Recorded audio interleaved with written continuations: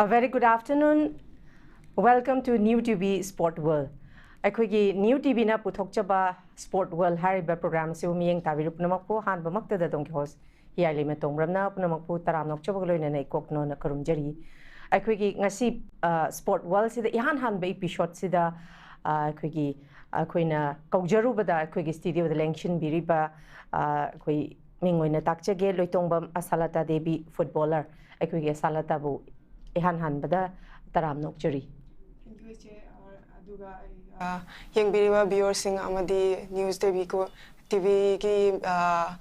staff sing go aina hamamakta ikong muna kurumjari. Okay. Yam nungaije akoigi ASHALATA gi achievement mayam ama laikre masi magi achievement aduga ASHALATA mayam na budi koi heno khangbirabani adugi matakta ASHALATA gi haibdi chap chaba akoigi sakming aduga ima baba ichili now kari haidi kari lamdagi no habado chap chana self introduction do amtang hana mapung hana bibi ai gaming LOITONGBAM ASHALATA Devi aduga ai bu pokpa baba gaming na LOITONGBAM yaima sing baba di laikhidre aduga ai bu pokpi ima gaming na LOITONGBAM ongbi jamuna Devi aduga ai yaripo ang thamamang lekai dagine aduga ai gi isin now se akhoi taruk ne nupi manga nupa ama aduga aina mayam sidagi khwaidi ahalne. Okay. Salata hauji isagi chehi kya mukti subira ai isagi chehi kuntraga ni thoi sudore. Okay. Do hauji paubada haidi ASHALATA na achieve taugi pasing che kari ka achievement amtang haibiyune ai gi achievement se 2018-19 da All India Football Federation na piba Footballer of the Year fangjakre aduga 2019-20 da AFC ki Footballer of the Year nominate tauba fangjakhi masi India gi oina nupa da su nupi da su aina hamba nominate tauba oigadoribane aduga adugi matungda 2020-21 da amuka Indian Women's League da Best Defender Award fangjakhi aduga 2024 da India ki oina ihan hanba nupi footballer 100 international matches hanaba player aina oijakhi aduga Indian Achiever Award haidana India ki nupi sing tagi oiba award ama ai fangjaki 2024 da aduga sub women's football championship South Asia gi masida 4-time champion oiba fangjaki aduga South Asian Games 2-time champion oijakhi aduga All India Football Federation gi makhada Indian Women's League haidana hojik sathariba league system asida 4 times champion oijakhi aduga 1 times runners up. Okay. Akoi ASHALATA gi achievements dokimatik yame ko even haidi yamandana isapa boning singba waranga da male dokimatik yame aduba ASHALATA da aina lakchaning base haidi isagi chahi kya muk surakpadagi haidi football si sananing bagi kaino se kamai tawdana lai ASHALATA ai se aina chahi tarau humdoi surakpa matam se ai class 7 tamjari matam duda school gi sport tagi ai se start tawjarakhi bane haidi matam duda aina nupi footballer amata sanaba ujakhi deba nupa de dum ai gi laikai de sanaba adum ai ujare adugo school gi sports ta nupa gi match sanaba ubde yam suddenly khangodana sananingba yam phau ki bai tare aduda aina school gi oja sing dai request tawbane sir ai ju sananinge haidana adom oja sing na adu etaraga di nang team ani noi semo adu akhoi sanange kema kaiba leite haibirak padagi akhoina khudak tuda team ani semaga sanaba haujakhi aduga sanabadudha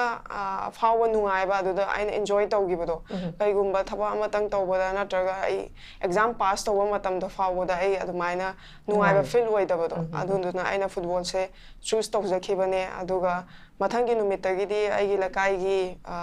ibung ipa singa adum sanaba haujare haitar. Okay. Adu habidi footballer oinabagi ahanbagi khongthang amasmaina changapasida habidi yamna habit akoi yam pikpa state ni na nepina sana hojipudi yam sana re ko adubo hogalakpa matamda family gi support che kamai dogi wai hogalakpa matamda yamna ai oina di yam difficult oigi oi ya abdi ai ma je sana ba yamna ya khide matamda habdi moinasu nupi sanabase ambo ukhidaba adagi achievement kai ka se ambo udabanina awareness leitabanina like to moina chalhaning bodo adumaina tawki ado sanaba horakpada adum sana halak boding adum akhon mana phu bo yam yawe adum chai jadaba numi am ta yawte hai tare tasengna hargadi ado sum aina school halaga adum lona sana chatpa khotpa sum tawwa adagi lona adumaina chatpa horakpadagi mamai thangdadi akhoi maase sum talak pani khangde sum haijal su tarak tabagi ma kona thangdadi adum yara khare adum nganga khidre horak padadi yamna difficult loigi aduga agi lekai da su yamna kayani mi mayamna adum ngangna bibodo habdi nupina sanadana oiju oiroi dabda haiwa si waise adum taba phangjar khai tare horak padadi hoi habdi maduda haidi awaba family yadabagi adagi society even lekai du nangang bagi mayama haidi go through torakanda madudagi overcome toraga lakre aduga habdi family na su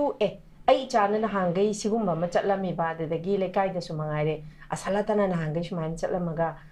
habdi nangna tawjarubagi mahi yalakpase karam kandagi di mahi yale tasengna haragadi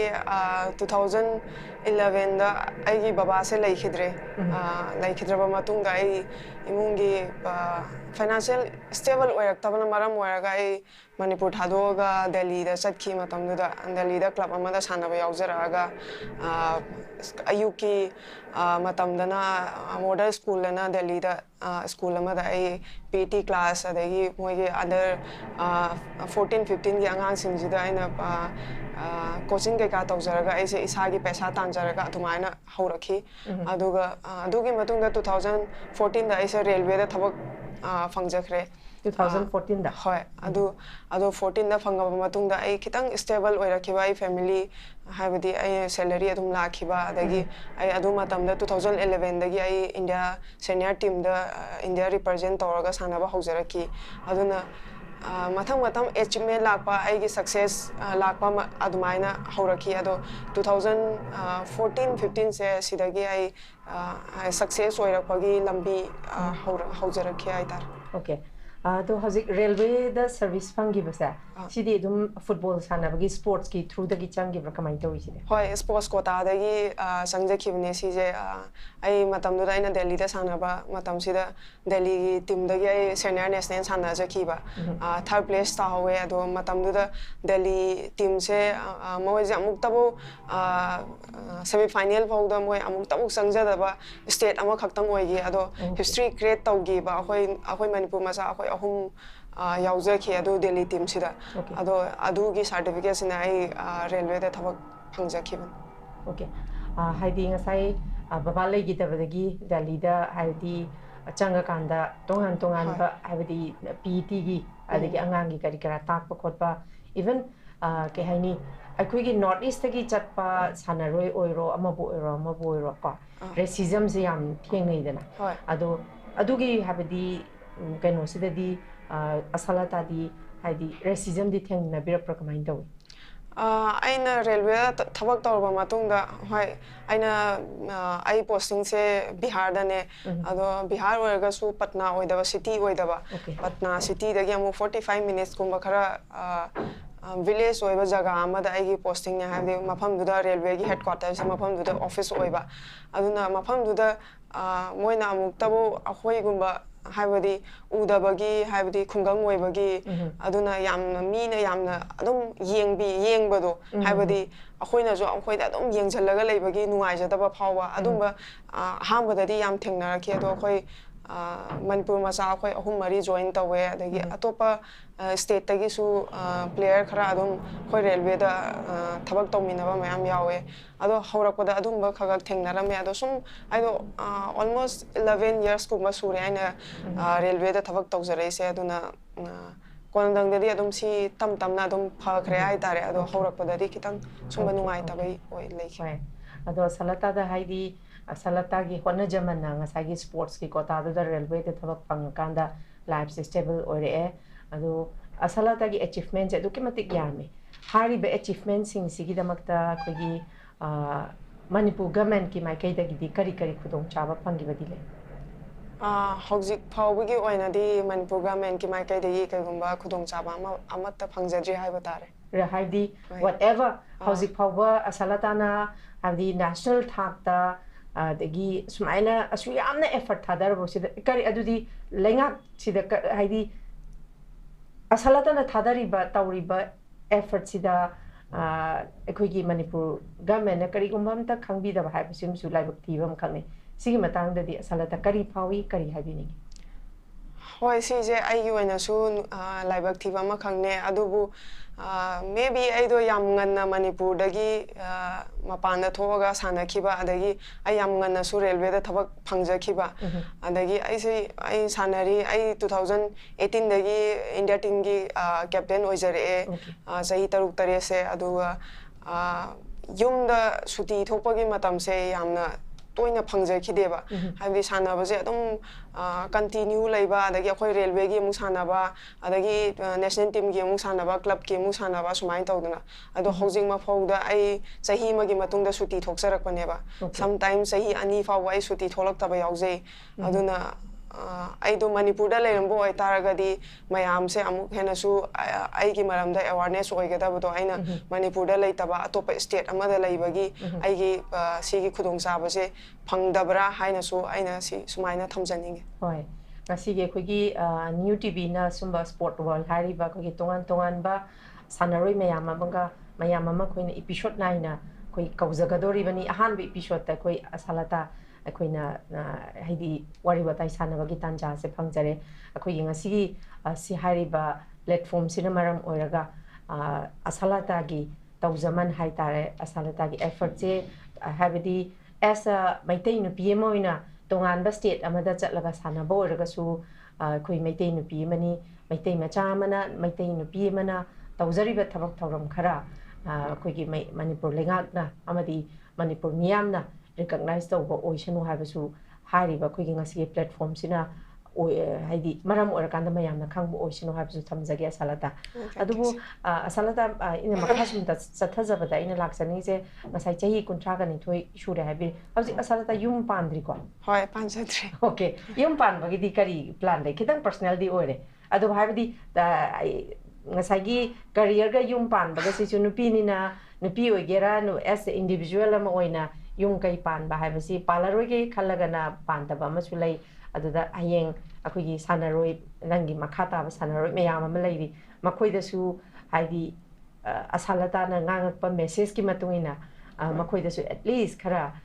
motivate ꯇꯧꯕ ꯌꯥꯕ ꯂꯝꯕꯤ ꯈꯔ ꯐꯪꯒꯗ꯭ꯔꯥꯅ ꯈꯜꯂꯤ ꯁꯤꯒꯤ ꯃꯇꯥꯡꯗꯁꯨ ꯑꯁꯥꯂꯇꯥ ꯀꯔꯤ ꯀꯃꯥꯏꯅ ꯈꯟꯕꯤꯔꯤ ꯁꯤꯒꯤ ꯃꯇꯥꯡꯗ ꯑꯩꯁꯦ ꯍꯣꯏ ꯁꯤ ꯀꯣꯏꯁꯟꯁꯦ ꯌꯨꯝꯗꯁꯨ ꯌꯥꯝ ꯇꯣꯏꯅ ꯍꯪꯕ ꯑꯩ ꯁꯝꯇꯥꯏꯝ ꯁꯨꯇꯤ ꯊꯣꯛꯂꯛꯄꯗ ꯌꯥꯝꯅ ꯐ꯭ꯔꯁꯇ꯭ꯔꯦꯠ ꯑꯣꯏꯕ ꯀꯣꯏꯁꯟ ꯑꯃ ꯑꯣꯏꯈꯤꯕ ꯌꯨꯝꯗ ꯍꯣꯏ ꯍꯪꯃꯟꯗꯅ ꯑꯗꯣ ꯑꯩ ꯁꯝꯇꯥꯏꯝꯁ ꯑꯩꯈꯣꯏ ꯌꯨꯝꯗꯒ ꯑꯩꯅ ꯁꯨꯃꯥꯏꯅ ꯁꯨꯝ ꯍꯪꯖꯜꯂꯛꯑꯗꯤ ꯁꯨꯝ ꯍꯥꯏꯖꯜꯂꯛꯑꯗꯤ ꯑꯩ ꯁꯨꯇꯤ ꯁꯨꯡꯊꯣꯛ ꯊꯣꯛꯆꯔꯣꯏꯖꯅꯤ ꯀꯥꯏꯅ ꯑꯩꯅ ꯐꯥꯒꯤ ꯇꯧꯕꯒ ꯍꯦꯛ ꯌꯥꯎꯋꯦ ꯌꯨꯝꯗ ꯑꯗꯣ ꯁꯨꯝ ꯁꯥꯟꯅꯕꯁꯤꯅ ꯁꯨꯝ ꯕꯤꯖꯤ ꯑꯣꯏꯈꯤꯕ ꯁꯦꯗꯨꯜ ꯕꯤꯖꯤ ꯑꯣꯏꯈꯤꯕ ꯑꯗꯒꯤ ꯑꯩꯅꯁꯨ ꯁꯥꯟꯅꯕꯁꯦ ꯐꯥꯔꯁ ꯄ꯭ꯔꯥꯏꯌꯣꯔꯤꯇꯤ ꯑꯣꯏꯈꯤꯕꯅꯤꯅ ꯑꯇꯣꯞꯄ ꯌꯨꯝ ꯄꯥꯟꯕꯒꯤ ꯄ꯭ꯂꯥꯅꯤꯡ ꯑꯃꯐꯥꯎ ꯂꯩꯖꯗ꯭ꯔꯤ ꯍꯥꯏꯇꯥꯔꯦ ꯍꯧꯖꯤꯛ ꯑꯩ ꯂꯩꯁꯨ ꯂꯩꯇꯦ ꯌꯨꯝꯗꯁꯨ ꯑꯩ ꯑꯗꯨꯝ ꯍꯥꯏ ꯑꯩ ꯆꯍꯤ 1-2ꯗꯤ ꯑꯩꯅ ꯉꯝꯃꯤꯕ ꯊꯥꯛꯇ ꯑꯩ ꯍꯣꯠꯅꯔꯒ ꯀꯟꯅ ꯁꯥꯟꯅꯈꯤꯒꯦ ꯑꯗꯨꯒ ꯑꯇꯣꯞꯄ ꯑꯩꯒꯤ ꯄ꯭ꯂꯥꯅꯤꯡ ꯌꯨꯝ ꯄꯥꯟꯕꯒꯤꯕꯨ ꯑꯣꯏꯔ ꯑꯃꯒꯤꯕꯨ ꯑꯣꯏꯔ ꯑꯩ ꯀꯣꯟꯅ ꯆꯍꯤ 1-2ꯁꯤꯒꯤ ꯃꯇꯨꯡꯗ ꯑꯩ ꯇꯞꯅ ꯏꯪꯅ ꯑꯩ ꯗꯤꯁꯤꯖꯟ ꯂꯧꯖꯒꯦ ꯍꯧꯖꯤꯛ ꯑꯩ ꯈ꯭ꯋꯥꯏꯗꯒꯤ ꯏꯝꯄꯣꯔꯇꯦꯟ ꯑꯣꯏꯖꯦ ꯑꯩ ꯁꯥꯟꯅꯕ ꯑꯗꯨꯒ ꯑꯩ ꯏꯁꯥ ꯐꯤꯠ ꯑꯣꯏꯅ ꯂꯩꯔꯒ ꯐꯖꯅ ꯄꯔꯐꯣꯔꯝ ꯇꯧꯕꯁꯦ ꯁꯤ ꯈꯛꯇꯪꯅꯦꯅ ꯑꯗꯨꯃꯥꯏꯅ ꯊꯝꯖꯒꯦꯁꯦ ꯍꯣꯏ ꯌꯥꯝ ꯅꯨꯡꯉꯥꯏ ꯁꯤꯃꯁꯨ ꯍꯥꯏꯕꯗꯤ ꯄꯨꯟꯁꯤ ꯍꯥꯏꯁꯦ ꯇꯝꯕ ꯉꯝꯗꯦꯀꯣ ꯍꯥꯏꯕꯗꯤ ꯆꯍꯤ 1-2ꯒꯤ ꯃꯅꯨꯡꯁꯤꯗ ꯍꯥꯏꯗꯤ ꯊꯃꯣꯏ ꯁꯨꯝꯍꯠꯄ ꯉꯝꯕ ꯀꯟꯀꯔ ꯇꯧꯕ ꯉꯝꯕ ꯀꯅꯥꯅꯣ ꯑꯃ ꯊꯦꯡꯅꯔꯗꯤ ꯁꯤꯁꯨ ꯈꯜꯂꯤꯕꯁꯦ ꯑꯣꯟꯈꯤꯗꯣꯏꯅꯤ ꯍꯥꯏꯕꯗꯤ ꯇꯝꯕ ꯉꯝꯗꯦꯕꯀꯣ ꯑꯗꯨꯃꯛꯄꯨ ꯍꯥꯏꯕꯗꯤ ꯑꯁꯥꯂꯇꯥꯒꯤ ꯀꯦꯔꯤꯌꯔꯗ ꯍꯥꯏꯗꯤ ꯗꯦꯗꯤꯀꯦꯁꯟꯁꯤꯁꯨ ꯈꯜꯂꯤꯕꯁꯤꯡꯁꯨ ꯊꯨꯡꯕ ꯑꯣꯏꯁꯅꯨ ꯑꯗꯨꯕꯨ ꯍꯧꯖꯤꯛꯀꯤ ꯄ꯭ꯂꯥꯟꯁꯦ ꯃꯈꯥ ꯇꯥꯕ ꯍꯧꯖꯤꯛ ꯀꯔꯤ ꯄ꯭ꯔꯣꯖꯦꯛ ꯀꯃꯥꯏꯅ ꯇꯧꯕꯤꯔꯤ ꯃꯈꯥ ꯇꯥꯕ ꯑꯣꯏꯅꯗꯤ ꯍꯧꯖꯤꯛꯁꯦ ꯑꯩꯁꯦ ꯏꯟꯖꯔꯤ ꯑꯦꯡꯀꯜ ꯏꯟꯖꯔꯤ ꯑꯣꯏꯔꯤ ꯑꯗꯨꯅ ꯍꯧꯖꯤꯛ ꯍꯟꯗꯛꯀꯤ IWL ꯂꯣꯏꯈꯤꯕꯗ ꯉꯥꯏꯔꯤ ꯏꯟꯗꯤꯌꯥꯟ ꯋꯨꯃꯦꯟꯁ ꯂꯤग ꯑꯩꯈꯣꯏ ꯏꯁ ꯕꯦꯡꯒꯣꯜꯗ ꯑꯩ ꯁꯥꯟꯅꯖꯩ ꯏꯁ ꯕꯦꯡꯒꯣꯜꯅ ꯍꯟꯗꯛ ꯆꯦꯝꯄꯤꯌꯟ ꯑꯣꯏꯖꯔꯦ 2024-25 ꯀ IWLꯁꯦ ꯑꯗꯣ ꯁꯤꯒꯤ ꯃꯈꯥ ꯇꯥꯕꯗꯤ ꯑꯩꯁꯦ ꯑꯦꯡꯀꯜꯁꯦ ꯐ꯭ꯔꯦꯛꯆꯔ ꯑꯣꯏꯕꯅ ꯃꯔꯝ ꯑꯣꯏꯔꯒ ꯍꯧꯖꯤꯛꯁꯦ ꯔꯤꯍꯦꯞꯁꯦ 2-3 months ꯑꯃꯒ rehab tawdaba yadaba Okay. hadi si rehab tawdragadi amuk makha continue sanabada aise problem moigadaba khara leibana hojeka rehab tawnabagi damakta ai yum sidagi hangebaga ai rehab start tawnabagi damakta plan tawsari. Okay. Salata adubu haidi akoi cinema adigi film drama dadi yam ure haidi sportsman amana sports person amana ma haidi sanaba du khatang dana taba masase mentally physically sound oina thamna bhona bada madu dasu haidi adu kimadik effort se thadai akoi dumak uba phange dubu as haidi isa isa object faminare aduda asalata na si yona lakna bhona bada haidi ngasai stigma mayama family gi stigma adagi society gi stigma mayama ma overcome tawraga si yaurabane ba adubu si yauna bhona bada haidi mentally physically stable oina thamna ba hona bada asalata maduda thengna ba kari haini maduda so awaba kharadi sungchoi choi dina thengna rangwani na khale madugi matang so salata kidang thambi wai wa baje yam nupina sanabaje amuka hena su wai haibje ai thamjaninge haibadi nupadi thengna mamna hala su kasum akai be leiteba nupi di kitang numise kitang laisa lakwa matam da ekta yum dagi leino kholino saurak pani khangde amani khangde sumba ji horak pada amna aingonda sigi problem si so amna thengneraki aduga khwaidagi struggle haragadi football live contact body contact game ne aduna injury se adum player khuding ma ai khakta nate sanaiba player adagi professional nataba chumna sum sanaiba player oigera mi atop oigera football bu sanaradi injury have se adum oidaningai leite hariba aduna injury se amna oiba matamda na hojik injury oiba matamda phawriba anabajiga injury je phana bana khoina rehab tawba matamda struggle tawbada phawriba duga haibadi amna khenabado nabadudi ngaktang sokpagi nabadudi khangba ngameba aduga some injury 9 months 4 months 6 months maina yam sangna injury matam sangna changba injury yamna yawe adu matamjida khoije अखोइगी life से सुपनगी football life से अखोइना professional life ओइना choose तौग्रबनीना first priority जे football दा अदम लेबनीना सानाबा लेपा मतमदा अखोइदा यामना नुंगाइजदबा हाबदी यामना डाउन ओइबा कयानि मोरल डाउन ओइबा अदगी मोटिवेट लाक्तबा अदगी तसेंगना हारगदी रिहेब तौनिंगै मनुंगदसु साइजिबु ngamgidrane natraga ngamoidrane aduga amuana national team gi damakta sana phangakhidrane haibna singba isana isada question sumba ama adum lakta banate si player khuding ma ki life ta adum thoangani haina soina khalle ado sumba mayam se aigi oinadi aigi hogiba passing da aina warakhiba haibodi aina yam wana football sana jarakhiba ai financial stable oirakta ba aina yum thadoga mapalamda paisa tan sana na bhona rakpa sumba mayam sina aigi sumba kayani injury oirakpa matamda aingonda strong oinabagi damakta kai motivation ama ohenbado pass aigi strain ne haininge aduna sumaina ai adum difficult oiba timing da aigi hogiba pass mayam jingje habi sanaba hoi ningjanga ga adum thongna hapse haitai adudagi sum aishu nupi ni ko ada yam khangning ba mana habadi ngasagi menstrual period haibam su leiri bane ba kui aidi footballer oire na period lakano habadi mu yaro doini adu asigi matangda haidi match sanaba matamda period lakna sanaba adum yaurang gadra habana su khalle habadi even period lakpa habasida bu nupi kharadi haidi karishu tawdabs yawi aduga ayambana adum pok thinba khwang naba adagi yamna rest tawraga leninga matang su mu yawi aduga hojik football habsit pura isagi whole stamina se puthoga sanaba dumba masana khak oibsida masida su achauba awaba khengnarangani habaga phawe thamoida sig matangda de asalata kamai haidi kari sisu khangninge sum nupi moina hoi adum haibadi period la na khoi sanaba tokpadi yabna te adagi important oiba match ta ai ngasi period la ai sananga maro haibi yabasu na te adagi training da jo khoi period la kwai 5 days ni 5 days kamaina khoi rest togani aduna adum training oigera adagi match oigera adum sanajare hai tare adubu mi player khuding ma ki body da natana mi atopa as a human being Yes, mi yes. khuding ma ki body se tongan tongan bani na ngasai chenabi ki ban khara mana puk na ba thin ba to lei thin da ba su lei player akhoi sida kaim ta bu na da ba player su yawe ado ai gi waina ai se khara sumaina nagan ba je oigalle aduna ai mes habdi mes nu mes ai compulsory painkiller sa da ba ya de habdi warm up mamang sida ai painkiller ma sai aduga aduda ka sum akai ba leitana dum fazana sana ki ba na ba phau da bi da sana ki bo itandi ka sum kai je aduna tuna na ba se phau ya draga de ai second half sangak pasida amuka su painkiller lo ba yaw ke sumain to ba dum yaw ge aduga painkiller sa da bi da dum sana ba player su me am le ado ai training da di ai painkiller sa da na sana na ba aduga ngam draga na ai mapanda oina physio ga na dum ai na yaraktraga de khoi dai ro nang rest to bunen phai painkiller yam cha ba su phatte hoi important mes ta khak tang nang use to ba ka sum kai de do training da di sumaina khara avoid to wana dumain hai dena adumai tholok pa so dum yaw da banate hoi hoi asalata da gi aina khangning ba se asalata gi si yorok pa sida ham ba family na ya da pa bu oro adagi lekai gi society gi mayam gi minok maisa loi ma overcome tawraga si yorok pa sida kwai maru ori se isagi self determination sin yam na maru ori se aduna sigi matang da habidi sports da thawai yauzaba any event da football khakta na taba any kano da thawai yauzaba ko gi la ibana ha inkhala iba ma haidi pamjana changjara iba youth sing sida di kai haini isagi self kaino sima leifam thwe eba habidi haidi khang bakan ba patience ko resilience leifam thwe sumba sida asalata na haidi thadar khiba kaino singse sisu amtang mayam da haidi hawala iba na ha sing sida ko amtang khanghan biyo sigi matang sisu aidi mina yamna ngangna rasu aidi taraga adum kamai hai ni yeta tar oi da thadu hai ba do adumai yam tawgale aduna ai sana hogolakpa matam da ju oja singna ai je na kalle na yam ngange ba habdi ai yum da su ai sana ba do sana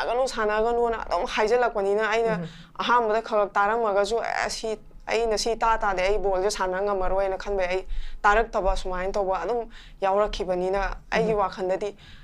afaba aina pamjari ba thabak natraga afaba thaba ma tawbada mina yaithalakpo oitargadi adumbodo tabidaba aduga phattaba thabak aina tawrena khallase aduga kanagumamna nang si jidi phatte haibada aina isana decision lawba haibasi mai amdaka oina khalle adusu right decision aduna isana isagi decision lawba se yamna kayani right decision ohen base yam important oina khanje habdi aran barom da chat khidana ba soi gidana ba aduga karigumba football khaktangi na te atopa event ama sana ninge bo har so like tamninge bo har so arts tawninge bo har so aina pami ba thabak se first priority oina thambi ba aduga aim ama gi matungina hard work tawraga dedication ga loina na adum chati ba aduga discipline habje yam important ne discipline je phajana ngak na chapi targa di mina ai di mina motivate tawrakta di yade haiba si je motivation ji di sometimes kanagumam na tawbirakani appreciate kanagumam na tawbiro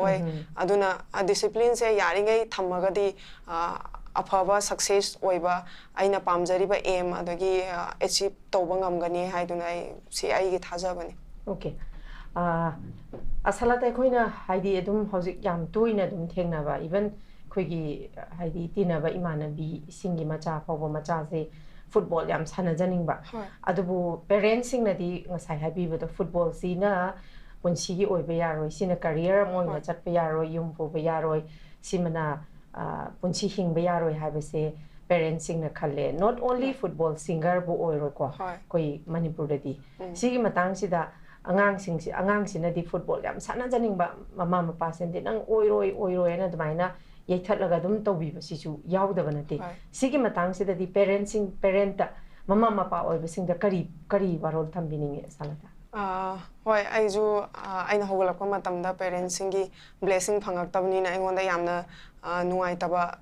thengnajaki habadi aina tasengna training chatpa matamda bu oigera adagi mapana chatpa matamda bu oigera sana chalamdaida paisa gi khudong chadaba yam leiba adagi training chapa matamda aina sanazarpa club se kripsa dani nauren thong da do yari poktaina nauren thong chatpa phawbagi bhara leitabagi adum kappa adagi khoi mana bhara pi dabagi sauna ba sumba ma'am thengnagi ba aduna aina haijaning ba aigi request hai tare parents sing da mama mapa gi blessing phangba masa hai base hiram khuding makta kayani afaba oi aduga khurau thang da ba haibado adu oi na aina khanjai ado football sanaba matam sida aina haija gadabadi education habse yamna darka oi haibdi aiga sanamina rakwa footballer mayamasu akhoi si khanba yade ba ai football sanarabani na professional player oirakani natraga ai government job ama phangakani haibasidi player khuding mak tawba yaba na tingam bana te basije some player professional player oiraga sibo india gi thakbok sanaraga thabak phangi ba khara natraga sanaba ngamdana injury dagi amuka sanangamdana to khiba adumai tawwa ai gi imanaba mayam su thengne aduna like se yahau taragadi football sina kaigumba mai pak ta taragadi atopa amada amuk chatpa yabagi like yaw taragadi samna haibada coaching line da bu chatpa oiro SNC da bu chatpa oiro atopa football related na tawa atopa da su adum try tawa option leiba aduna tana ai je football khaktang ni haibasida sum chat ki taragadi laibak fadana natraga aina tawjaiba hard work dedication dugi matungina aina afawo football ama oiraga thabak phangraga na phangre na ta taragadi phangdadana sumaina sanaba to khiba mayama mama pa singje amna nuai tabagi sumaina mai masaju sumai tawge aduna sanaga nu like oina tammo haiba negative oiba wahi wata oina chat khiba yawe ba sumbase adum aina su thengna je aduna sana na football khaktana te singer bu oigera atopa event ama bu sanagera like se ama maru oina khanje okay haidi ngasai khuning na sanari se kitang habidi yam professional ne sanari wari se chide kitang na thaira kanda asalata gi hobby se kari di oi ai gi hobby se ai je cha ba thakpa ai thong ba thakpa se sumba je ai yamna pamjai hai tare aduga ai taseng ha ga de ai yamna sum kai shopping guma tawwa adagi kayani matam kitang phangba matam da ai gi yum je organize tawga fajana thamba clean tawwa sumba ayamba gardening tawwa sumba je adum pamjai si ai hobby ni ai tar okay ado habadi kahani ayamba khoina sum khanba se nupana sanaba sidi chanai kaina khanba nupina ga haidi sanabagi kano daga changak pasidi kahani emotionally haidi apam nungsi adagi nupi obagi thot nobase leitaba dawna mayamna khalleba salata adubu hoi asalata na ngasai haibiri kwa aidi isagi chahi kontra ga ni thoi sure yumda tholakpada su yum pangiroidra hangmanbada irritating oiraktana suti bok thokningaktre hai adugi plan hoju pokti leite hai but asalata as aidi individual moina nupi moina haidi emotion jaisi leitaba mi kana su leibanate adumakpu habidi chahi kontragi ni thoigi lesabi ba salata se adubu yum pan bai si paloi haidi palaroi na lepkhagadi khangdre ko aduga palaroi na lepkhiba mi dugi boksam magi haidi aigi husband si aigi munsi gi partner si sigumba personality sigumba kaino si chen gadabani ka habigi खरदी खंद्रने नुपी कोइसे सब फजगदबनी वांगदबनी like हेगदबनी दुदो हाइना criteria खरदी थमेबा अदो असलता गिदी सुम हाउजिक फावबदबुदी अदुदा सानबदा अदुम full look खिदना केमता खंद्रे हाय अदु तारंगसु हांगप मतमदा film फजबगुंबा येंगोबा मी कहनी couple सम नुसीने चटखिबा उबदा नुपीने खोजु दुम फावबने मजिजे अदो फावरमोय हाइनिंगाय लेके सुमबदा सालातागी के हाइनी future husband सी करी quality chain बदी ओइनी Hoi, si question se yam super sari. Ado ai na sum ai gi oina di ai na pamja ba har ga di ai na sanari ba sida support to bi ba. Aduga ai gi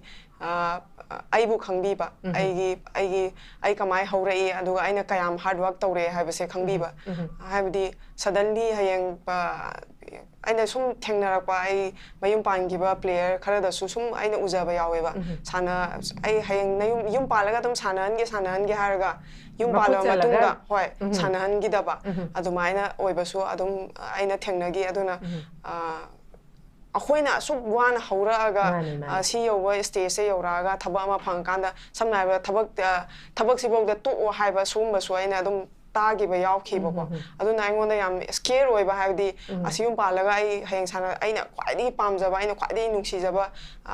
अमा खंगने football से अदुगा मुक सुमाइना थोगरागती ना खनबगे आइंगोंदासु नुंगाइजदे अदुना आइगी ओइनादी आइबु खंगबीबा आइना सानरीबसी खंगबीबा अदुगा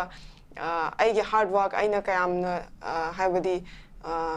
मतमजे चंगना आइना तौजरखिबा मयामसिंजे खंगबीबा अदुगा वेल एडुकेट ओइबा अदुगा Nupina nupibu yam nupina nupida habdi nupana nupida yamna respect leina thambi bado habdi namda bida ba habdi adumba makhalgi hoi adumba makhalgi ohenninge hai tar hoi ado asalata se thong pathak pasu yamna pami hai kari hinjang na di khwai dagi pami kamain tawi si matang da di ai se ayambana mapalamda ai leiba matamda haidi mapalamgi cheng se akhoi manipur gi cheng ga manada bani na iromba sina aina hena chak tuga chusan na brana khalle ado aseng bade ai kangsoi gumba sina ayamba pamje mani ha es khoi mai te hinjang gi ha poni irole ha oi kangsoi oi re ha oi khangde akhoi na sum keno tawgi bagi ra khangde yam hauje yeba natra hoi asalata masida mu aina lakchaningi si ngasai khoigi angang hauji even ngarang nahan yam nuai taba paw ma salata su tabirangani khoigi football gi keno haidi coach amagi manakta keno tarokanda angang kunla kya no leibada angang 13 da haidi chalhaidaba khoigi angang singda haidi molest tobagumba kwa madumba hojik se haidi nupa haiba leitre nupi haiba leitre safe oi khalaktaba angang sing sanaroi sing sanajagi haidana chachariba angang sing da box maina ngasagi takpi tambi ga doriba oja sena sumbagi ama ngarang na handa ju thue sumbai matang sida kari haini nupa di khara bung phai kwa nupi da di du kimati haidi yamna khudung thiningai ne ba chigi matang da di asalata kari habining se yamna nuai taba thodok ne na ina khanje aduga mase matungdadi thoktanaba ainasu appeal tawjari aduga thokiba thawloktuna asengba mak oi taragadi angang singdugo justice fangnabagi damakta mari lainaba authority na miyeng sangbina basu ai request tawjari adu tasengna haragadi football sanane na thokjari ba angang singse sam akhoi manipur dadi football se amna popular oina sanari ba kai amaga ne game ama khakne ado angang singbo aigi isa dauna aigi inau dauna yamna luna khanbiraga makhoi bu takpi tambiraga afawba footballer ama oinabagi damakta adumba da oina miyeng sangbiraga angang singbo takpi tambinabagi damakta coaches singda su aina request tawjari aduga yaringai gi di si gi thodok sumba thodok singje thoktana ba ai haijaninge habadi manipur da asuk yamna wanariba adagi kanglup masen gi irang marak sida wanaraba matam sida adui mathakta parents sing na amuk sanaba yaniga yaroiga tawriba marak sida sumba nungai taba thodok singje taragadi amuk hena mama pa sing na masa singje sanaruro na haiba se free da amabuk thadora kanena aina su thajadeba khanjade tasengna aigi sa warsu sumba thodok se taragadi ai su kasum isa singje football sanalaga safety oide haibagi damakta moiju kasum isa singje thadok ning oiba aduna sumbagi kaise oidana bagi damakta coaches khudimakta ai appeal tawjaninge haibadi angang hogoleiba angang singjibu isa inaw dongna luna khanbiraga moise phajana takpi tambiraga afawba football ama oina bagi damakta sembirakna ba okay ado asalata ko ki Manipur se picture ga su sana le bag ni ko jagoi da oiro isei da oiro adiki players da oiro haidi documentic habadi prithvi gi tongan tongan ba country sing siga changdam na ba da koina India da tilura ga su Manipur macha moina haidi India represent tora ga sana ga su akoi documentic haidi Manipur ne habada koi je esta maitai moina Manipuri amane habada koi je documentic mai se paksani ngai ori ba dum ba lamdam ama khakni adubu habadi akoi gi struggle yamna hoi struggle tawdana mai pakpa habasi masi leite every akoi mai pakpa mai pai ba khoi gi goal do yongna ba kona ba da khoi documentic struggle se tawi adumakpu akoi gi Manipur sti yam pick pa state ama khakni aduna maram oira kanda haidi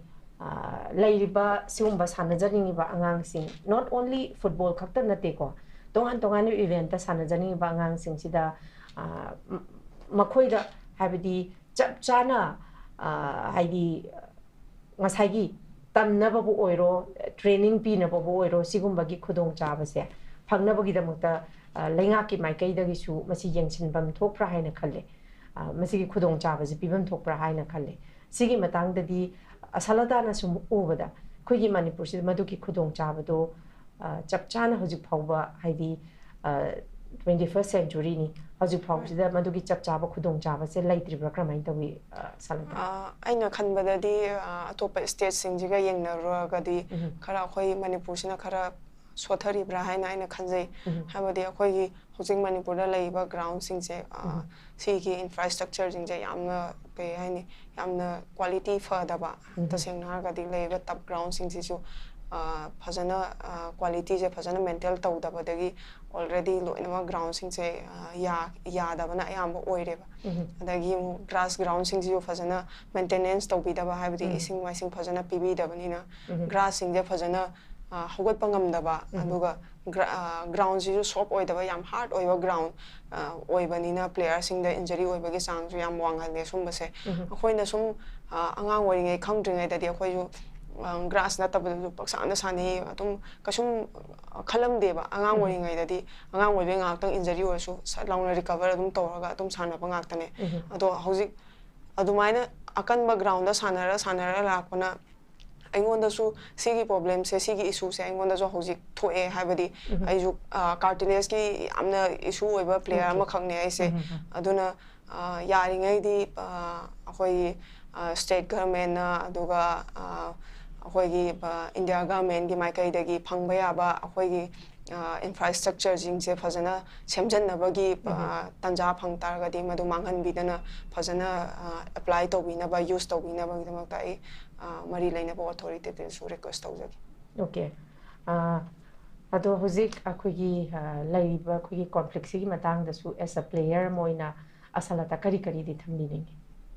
hoi akoi phanam di koisale hai tare ko chai ani henjala mani hojik se ado football da di akoi se adum amata oeba habadi akoi kuchu mana da ba lon mana da ba am puna team amata da sana minaraga opponent siga akoi fight tongna doine aduna football haibasidi always matam punu makta unity aduga family amagi type ta adum chatminna banina akoi irang se mayam kuina su tawsale adagi leibak sida asuki matik wana remi singje aduduna yari ngai di irang se nemtha binaba adagi irang se lotion binaba gi damakta ai request tawjaninge haijaninge mari lainaba authority da aduga habadi irang sina maram oraga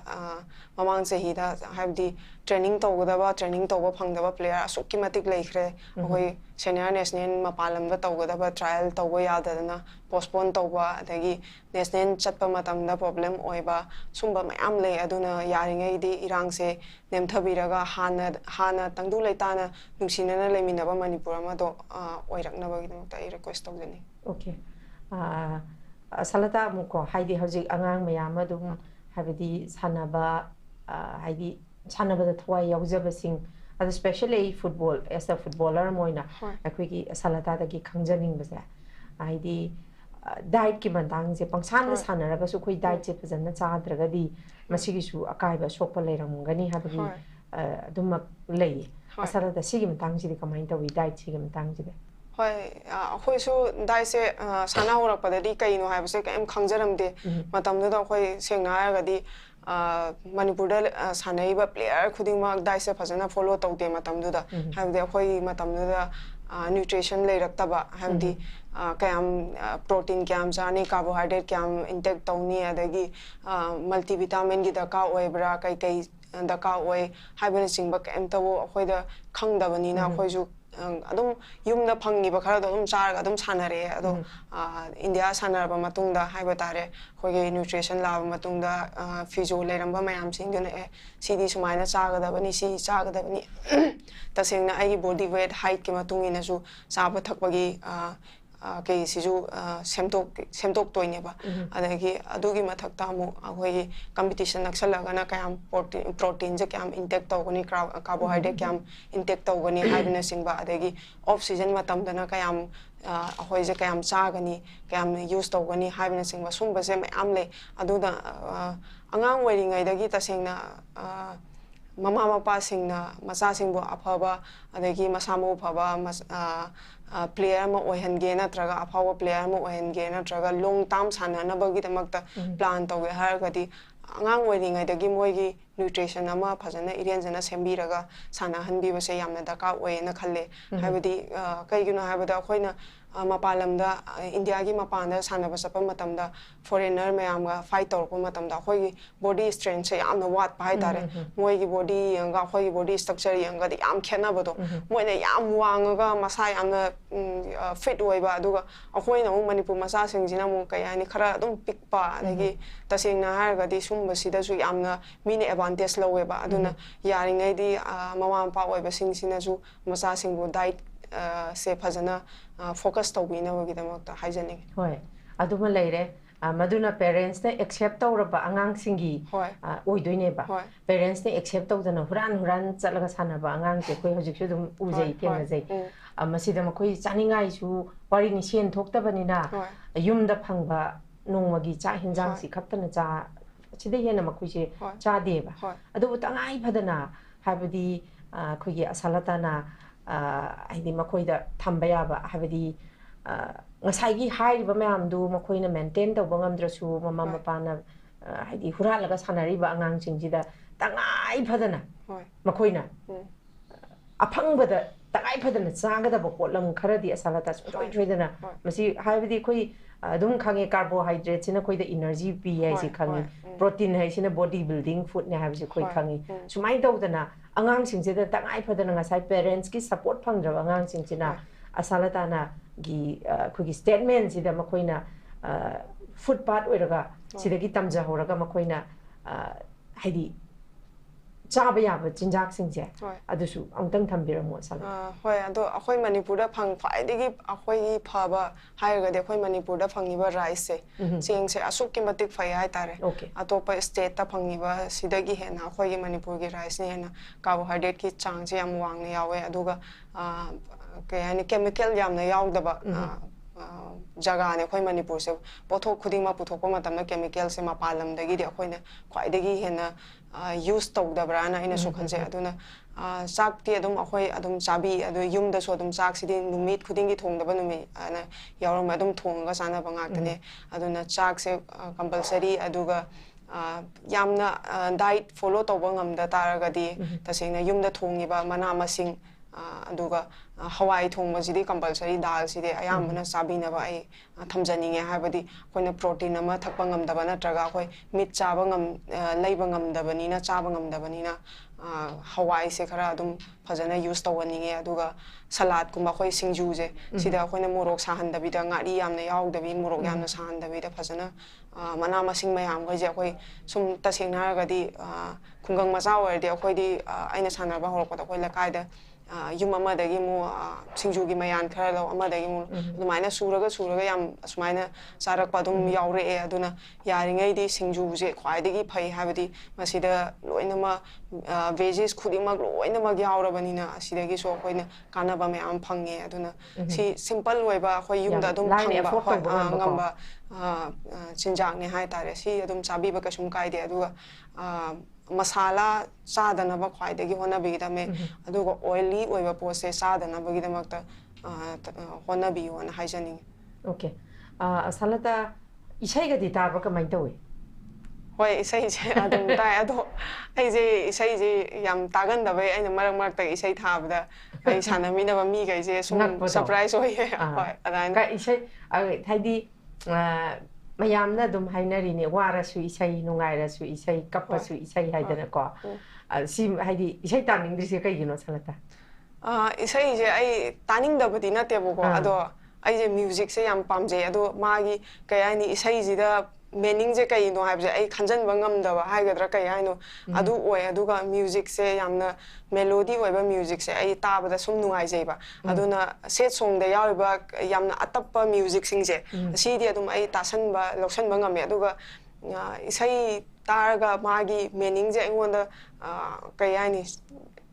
ꯑꯥꯊ꯭ꯔ ꯂꯧꯁꯟꯕ ꯍꯥꯏꯒꯗꯣꯏꯔꯥ ꯀꯃꯥꯏꯅ ꯍꯥꯏꯗꯣꯏꯅꯣ ꯈꯪꯗꯦ ꯐꯖꯅ deep ꯑꯣꯏꯅ ꯀꯩ ꯇꯧꯕ ꯉꯝꯗꯕꯗꯣ ꯑꯗꯨ ꯑꯣꯏꯕꯒꯤ ꯑꯩ ꯏꯁꯩꯁꯦ ꯀꯥ ꯍꯦꯟꯅ ꯇꯥꯗꯦ ꯍꯥꯏꯇꯥꯔꯦ ꯑꯣꯀꯦ ꯑꯗꯣ ꯑꯩꯈꯣꯏꯒꯤ ꯃꯅꯤꯄꯨꯔꯤꯒꯤ ꯑꯩꯈꯣꯏ ꯃꯩꯇꯩꯒꯤꯁꯨ ꯏꯁꯩꯁꯦ ꯐꯖ ꯐꯖꯕ ꯌꯥꯝ ꯂꯩꯀꯣ ꯇꯥꯗ꯭ꯔꯁꯨ ꯁꯤ ꯏꯁꯩꯁꯤꯃꯗꯤ ꯐꯖꯩꯅꯦ ꯀ ꯍꯥꯏꯕꯗꯨꯃꯗꯤ ꯂꯩꯕ꯭ꯔꯥ ꯀꯃꯥꯏꯅ ꯇꯧꯏ ꯍꯣꯏ ꯑꯩꯅ ꯁꯨꯝ ꯇꯥꯕꯗ ꯏꯁꯩ ꯄ꯭ꯔꯤꯇꯤ ꯌꯨꯝꯅꯥꯝꯒꯤ ꯏꯁꯩ ꯑꯌꯥꯝꯕ ꯑꯩ ꯁꯨꯝ ꯃꯥꯒꯤ ꯃ꯭ꯌꯨꯖꯤꯛꯁꯤꯡꯁꯦ ꯑꯩꯅ ꯁꯨꯝ ꯇꯥꯕ ꯅꯨꯡꯉꯥꯏꯌꯦꯅ ꯈꯜꯂꯦ ꯑꯗꯨꯒ ꯃꯥꯅ ꯁꯨꯝ ꯁꯛꯄꯁꯦ ꯑꯩꯅ ꯑꯌꯥꯝꯕ ꯃꯥꯒꯤ ꯏꯁꯩꯁꯦ ꯁꯨꯝ ꯇꯥꯖꯩꯌꯦꯅ ꯍꯥꯏꯇꯥꯔꯦ ꯑꯣꯀꯦ ꯑꯣꯀꯦ ꯑꯗꯩ ꯍꯥꯏꯗꯤ ꯐꯤꯂꯝꯗꯤ ꯑꯗꯨꯝ ꯀꯩꯀꯩ ꯐꯤꯂꯝꯒꯗꯤ ꯌꯦꯡꯉꯤ ꯃꯅꯤꯄꯨꯔꯤ ꯐꯤꯂꯝꯁꯨ ꯑꯗꯨꯝ ꯌꯦꯡꯕ꯭ꯔꯥ ꯍꯣꯂꯤꯋꯨꯗ ꯕꯣꯂꯤꯋꯨꯗ ꯍꯣꯏ ꯑꯗꯨꯝ ꯌꯦꯡꯉꯦ ꯑꯗꯣ ꯑꯌꯥꯝꯕꯅꯗꯤ ꯑꯩ ꯗꯣꯀꯨꯃꯦꯟꯇ꯭ꯔꯤꯒꯨꯝꯕꯁꯦ ꯑꯌꯥꯝꯕꯅ ꯈꯔ ꯑꯗꯨꯃꯥꯏꯅ ꯌꯦꯡꯒꯜꯂꯦ ꯍꯥꯏꯇꯥꯔꯦ ꯑꯣꯀꯦ ꯑꯣꯀꯦ ꯍꯥꯏꯗꯤ ꯍꯣꯏ ꯑꯃꯔꯣꯝꯗ ꯍꯥꯏꯗꯤ ꯍꯥꯏꯗꯤ ꯍꯧꯖꯤꯛ ꯍꯥꯏꯗꯣꯔꯛꯏꯕ ꯃꯌꯥꯝꯁꯤꯅ ꯍꯥꯏꯗꯤ ꯁꯣꯐ ꯑꯣꯏꯕꯁꯦ ꯈꯤꯇꯪ ꯋꯥꯠꯂꯤ ꯁꯤꯅ ꯑꯗꯨꯝ ꯈꯪꯉꯤꯅꯦꯕ ꯍꯥꯏꯗꯤ ꯏꯁꯩ ꯌꯥꯝ ꯇꯥꯒꯟꯕ ꯑꯗꯒꯤ ꯐꯤꯂꯝꯗꯁꯨ ꯍꯥꯏꯔꯦ ꯌꯥꯝꯅ ꯁꯦꯠ ꯑꯣꯏꯕꯀꯣ ꯍꯥꯏꯗꯤ ꯌꯥꯝ ꯍꯥꯏꯗꯤ ꯌꯦꯡꯉꯨꯔꯒ ꯑꯦꯟꯇꯔꯇꯦꯟꯃꯦꯟ ꯐꯤꯂꯝ ꯍꯥꯏꯁꯦ ꯑꯦꯟꯇꯔꯇꯦꯟꯃꯦꯟ ꯍꯥꯏꯔꯤꯅꯦ ꯑꯗꯨ ꯑꯣꯏꯇꯥꯔꯁꯨ ꯐꯤꯂꯝ ꯌꯦꯡꯉꯨꯔꯒ ꯌꯥꯝ ꯀꯞꯄ ꯐꯤꯂꯝ ꯌꯦꯡꯅꯤꯡꯕ ꯃꯤꯁꯨ ꯑꯗꯨꯝ ꯂꯩꯌꯦꯕꯀꯣ ꯑꯗꯣ ꯑꯗꯣ ꯁꯂꯥꯇꯥꯗꯤ ꯃꯅꯤꯄꯨꯔ ꯐꯤꯂꯝ ꯌꯦꯡꯉꯗꯤ ꯌꯥꯝ ꯀꯞꯄꯦ ꯑꯗꯨꯅ ꯑꯩ ꯃꯅꯤꯄꯨꯔ ꯐꯤꯂꯝ ꯌꯦꯡꯕꯁꯦ ꯑꯩ ꯁꯥꯟꯅꯃꯤꯟꯅꯕ ꯃꯌꯥꯝ ꯃꯃꯥꯡꯗ ꯌꯦꯡꯕꯁꯦ ꯌꯥꯝ ꯏꯀꯥꯏ ꯑꯍꯜ ꯑꯣꯏꯕꯒꯤ ꯀꯞꯄꯦꯅ ꯍꯦꯛꯇ ꯑꯉꯥꯡꯈꯩꯅ ꯅꯣꯛꯅꯕꯤꯕꯗꯣ ꯑꯗꯨ ꯑꯣꯏꯕ ꯅꯣꯛꯅꯔꯦꯕ ꯍꯦꯛꯇ ꯑꯗꯨꯗ ꯁꯨꯝ ꯌꯦꯡꯉꯁꯨ ꯈꯔ ꯀꯩ ꯍꯥꯏꯅꯤ ꯏꯊꯟꯗ ꯌꯦꯡꯉꯒꯅ ꯌꯦꯡꯉꯦ ꯒ꯭ꯔꯨꯞ ꯄꯨꯟꯅꯒ ꯌꯦꯡꯉꯗꯤ ꯁꯨꯝ manipur ꯐꯤꯂꯝꯗꯁꯨ ꯑꯗꯨꯝ ꯑꯌꯥꯝꯕꯅ manipur ꯐꯤꯂꯝ ꯍꯥꯏꯕꯁꯦ ꯑꯗꯨꯝ ꯀꯞꯀꯟꯕꯅ ꯑꯌꯥꯝꯕ ꯑꯣꯏꯒꯜꯂꯦ ꯑꯩꯅ ꯁꯨꯝ ꯌꯦꯡꯕ ꯐꯤꯂꯝ ꯑꯌꯥꯝꯕꯁꯦ ꯑꯗꯨꯅ ꯑꯗꯨꯝ ꯈꯔ ꯑꯗꯨꯝ ꯁꯨꯝꯕꯗ ꯏꯃꯣꯁꯅꯦꯜ ꯑꯣꯏꯕꯩꯁꯨꯔꯥ ꯈꯪꯗꯦ ꯑꯗꯣ ꯑꯩ ꯈꯔ ꯗꯣꯀꯨꯃꯦꯟꯇ꯭ꯔꯤ ꯐꯤꯂꯝꯒꯨꯝꯕꯅ ꯑꯌꯥꯝꯕꯅ ꯑꯩ ꯁꯨꯝ ꯀꯩ ꯍꯥꯏꯅꯤ ꯌꯦꯡꯒꯟꯕꯗꯣ ꯑꯗꯨꯝ ꯑꯣꯏꯌꯦ ꯑꯗꯨꯅꯦ ꯑꯗꯨꯗ ꯑꯩꯁꯦ ꯁꯨꯝ ꯈꯜꯂꯤꯅꯦ ꯑꯩꯗꯤ ꯏꯁꯩꯁꯨ ꯌꯥꯝ ꯄꯥꯝꯃꯦ ꯑꯗ ꯄ꯭ꯔꯤꯇꯤ ꯌꯨꯝꯅꯥꯝꯅ ꯉꯁꯤ ꯑꯩꯈꯣꯏꯒꯤ ꯏꯄꯤꯁꯣꯗ ꯏꯍꯥꯟ ꯍꯥꯟꯕꯁꯤꯗ ꯄ꯭ꯔꯤꯇꯤ ꯌꯨꯝꯅꯥꯝꯅ ꯑꯩꯈꯣꯏꯒꯤ ꯁ꯭ꯄꯣꯔꯠ ꯋꯥꯔꯜꯁꯤꯗ ꯂꯥꯛꯄꯁꯤꯗ ꯄ꯭ꯔꯤꯇꯤ ꯑꯩꯈꯣꯏꯒꯤ ꯍꯥꯏꯕ ꯉꯁꯥꯏ ꯄ꯭ꯔꯤꯇꯤ ꯌꯨꯝꯅꯥꯝ ꯍꯥꯏꯕ ꯅꯠꯇ꯭ꯔꯣ ꯑꯩ ꯑꯗꯨꯝꯕ ꯏꯁꯩꯗꯤ ꯀꯌꯥ ꯍꯩꯇꯦ ꯑꯗ ꯍꯥꯏꯐꯦꯠ ꯉꯪꯉꯦ ꯑꯗꯣ ꯑꯁꯥꯂꯥꯇꯥꯒꯤ ꯇꯦꯟ ꯇꯛꯄ ꯏꯁꯩ ꯑꯃ ꯑꯩꯁꯦ ꯉꯪꯁꯤꯔꯅ ꯈꯜꯂꯤꯕꯅꯦ ꯍꯣꯏ ꯉꯪꯕꯤꯕ ꯌꯥꯝ ꯀꯔꯤ ꯉꯪꯁꯤꯒꯦ ꯈꯜꯂꯤꯕꯅꯤꯅꯦ ꯑꯩꯁꯦ ꯏꯁꯩꯗꯤ ꯑꯗꯨꯝ ꯌꯥꯝ ꯉꯪꯒꯟꯕ ꯑꯗꯨꯗꯤ ꯀꯔꯤ ꯑꯩꯅ ꯆꯤꯆꯦꯅ ꯁꯛꯄ ꯏꯁꯩꯁꯤꯅ ꯑꯃꯨꯛ ꯍꯥꯏꯗꯤ ꯏꯁꯩ ꯍꯥꯏꯁꯤꯗꯕꯨꯗꯤ ꯊꯃꯣꯏ ꯀꯥꯏꯕ ꯏꯁꯩꯁꯤꯅ ꯍꯦꯛꯇ ꯅꯨꯡꯉꯥꯏꯖꯕꯗꯣ ꯍꯥꯏꯗꯤ ꯊꯃꯣꯏ ꯌꯧꯋꯦꯅ ꯑꯗꯨꯅ ꯀꯔꯤ ꯏꯁꯩ ꯍꯥꯏꯗꯤ ꯏꯁꯩ ꯃꯇꯦꯛ ꯑꯃꯇꯪꯗꯤ ꯍꯥꯏꯗꯤ ꯅꯣꯔꯠ ꯏꯁ ꯋꯤꯟꯗꯣꯒꯤ ꯃꯥꯏꯀꯩꯗꯒꯤ ꯑꯁꯥꯂꯥꯇꯥꯒꯤꯗꯃꯛꯇ ꯆꯤꯆꯦꯅ ꯀꯩ ꯍꯥꯏꯅꯤ ꯃꯇꯦꯛ ꯑꯃꯇꯪꯗꯤ ꯁꯛꯅꯤꯡꯉꯦ ꯑꯩꯁꯦ ꯀꯩ ꯏꯁꯩ ꯁꯛꯁꯤꯒꯦ ꯀꯩ ꯏꯁꯩ ꯁꯛꯁꯤꯒꯦ ꯑꯩꯁꯤꯕꯣ ꯑꯩ ꯃꯦꯟꯇꯦꯜꯂꯤ ꯄ꯭ꯔꯤꯄꯦꯌꯔꯁꯨ ꯇꯧꯔꯛꯇꯕꯅꯤꯅꯀꯣ ꯏꯁꯩꯁꯦ ꯑꯌꯥꯝꯕ ꯑꯩꯗꯤ ꯍꯤꯟꯗꯤꯒꯤ ꯏꯁꯩꯅꯗꯤ ꯈꯔ ꯍꯦꯟꯅ ꯉꯪꯒꯜꯂꯦꯕꯀꯣ ꯃꯅꯤꯄꯨꯔꯤꯒꯤ ꯏꯁꯩꯁꯤ ꯑꯣꯀꯦ ꯑꯃ ꯁꯛꯑꯒꯦ ꯅꯪ ꯍꯥꯏꯗꯤ ꯑꯩ ꯏꯁꯩꯁꯦ ꯇꯥꯔꯀꯥꯟꯗ ꯈꯤꯇꯪ ꯍꯦꯟꯅ ꯍꯥꯏꯗꯤ ꯁꯣꯐ ꯑꯣꯏꯊꯣꯛꯄ꯭ꯔꯥ ꯌꯦꯡꯁꯦꯕ ꯈꯣꯌꯨꯝꯒꯨꯝꯅ ꯁꯛꯂꯣꯠꯄ ꯅꯣꯡꯊꯥꯡꯒꯨꯝꯅ ꯆꯤꯛꯃꯥꯡꯕ ꯍꯥꯊꯪꯂꯦ ꯂꯣꯌꯨꯝꯕ ꯃꯥꯟꯖ ꯄꯥꯃꯨꯕ ꯁꯤ ꯃꯇꯦꯛꯁꯤ ꯈꯛꯇ ꯏꯁꯩ ꯌꯥꯝ ꯐꯖꯩ ꯈꯣꯟꯖꯦꯜ ꯌꯥꯝ ꯐꯖꯩ ꯏꯆꯦꯒꯤꯁꯦ ꯏꯁꯩꯗꯤ ꯌꯥꯝ ꯉꯪꯉꯦ ꯍꯤꯟꯗꯤꯗꯤ ꯌꯥꯝ ꯉꯪꯉꯦ ꯑꯗꯣ ꯃꯅꯤꯄꯨꯔꯤ ꯏꯁꯩꯁꯦ ꯍꯥꯏꯗꯤ ꯃꯅꯤꯄꯨꯔꯤ ꯏꯁꯩ ꯑꯩ ꯊꯧꯑꯣꯏꯗꯕꯗꯤ ꯅꯠꯇꯦꯀꯣ ꯑꯗꯨꯒ ꯑꯩꯉꯣꯟꯗ ꯍꯦꯟꯅ ꯊꯋꯥꯏꯅ ꯇꯥꯖꯕꯗ ꯍꯥꯏꯗꯤ ꯊꯥꯏꯅꯒꯤ ꯁꯦꯠ ꯁꯣꯡꯁꯤꯡꯁꯦ ꯂꯇꯥꯒꯤ ꯑꯣꯏꯔꯣ ꯀꯩꯅꯣꯒꯤ ꯑꯣꯏꯔꯣ ꯁꯤꯒꯨꯝꯕꯁꯤꯅ ꯍꯦꯟꯅ ꯇꯥꯏꯌꯦ ꯑꯗꯨꯅꯤ ꯑꯗꯣ ꯁꯥꯂꯇꯥꯁꯨ